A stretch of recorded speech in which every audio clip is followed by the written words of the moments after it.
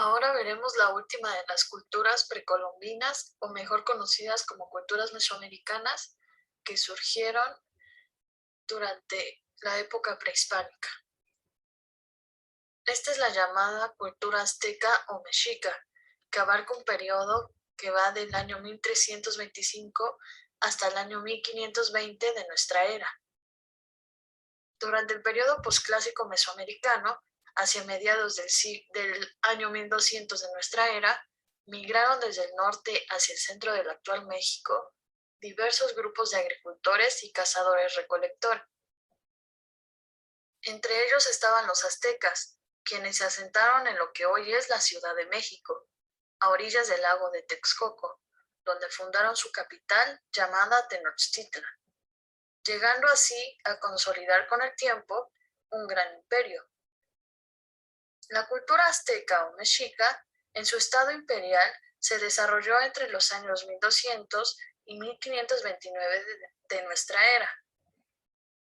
Llegó a dominar gran parte del actual territorio de México y Guatemala. De acuerdo a la mitología mexica, el dios Huitzilopochtli les había indicado que el lugar elegido para su ciudad debía ser en la isla en la que encontraran una piedra con un nopal, un tipo de cactus rodeado por tunas, y sobre este encontrarían un águila comiendo una serpiente. Allí debían fundar Tenochtitlan, que en náhuatl, idioma de los aztecas, significa lugar de la tuna de piedra. Las tecnologías, la transformación azteca del paisaje. El desarrollo tecnológico de los mexicas se desenvolvió en múltiples aspectos. Trabajaron materiales como la cerámica, la piedra y los metales. En el ámbito de la arquitectura, destacaron por las grandes construcciones en sus centros urbanos, siendo algunos ejemplos Tenochtitlan, Palenque y Texcoco. Como evidencia de su conocimiento astronómico y geométrico aplicado, el emplazamiento de sus templos ceremoniales coincidía con los solsticios y equinoccios.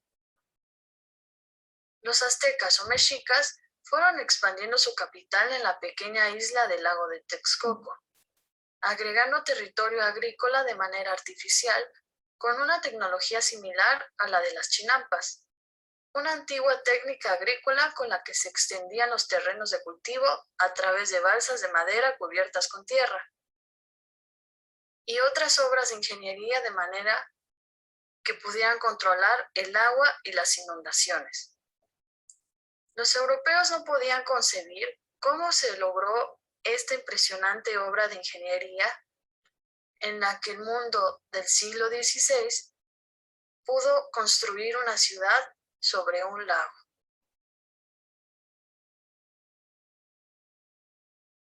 Otros aspectos sobre Tenochtitlan.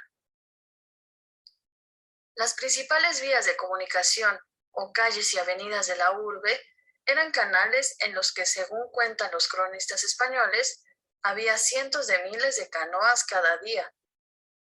Fue una ciudad grande, hermosa y limpia, llegando a tener alrededor de 200,000 habitantes. Las ciudades europeas de esos mismos años eran mucho más pequeñas.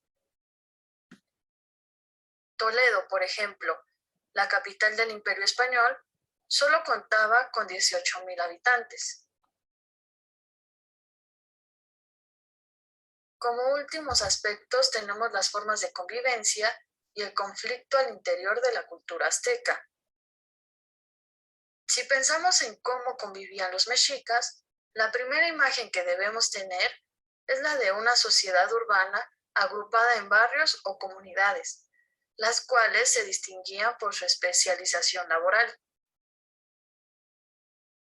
Cada especialización formaba un calpulli.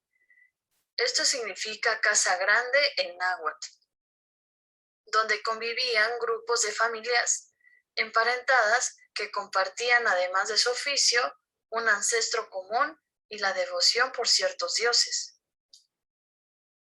Entre las especializaciones de los calpullis tenemos a los agricultores, quienes confeccionaban las chinampas. También encontramos a los recolectores de la sal, a los pescadores, a los recolectores de algas, a los ceramistas, a los que trabajaban las pieles o a los que tejían los petates, los orfebres y entre otras actividades. Las grandes ciudades como Tenochtitlan y Texcoco agrupaban a grandes poblaciones, haciendo que la convivencia de este modo fuera compleja.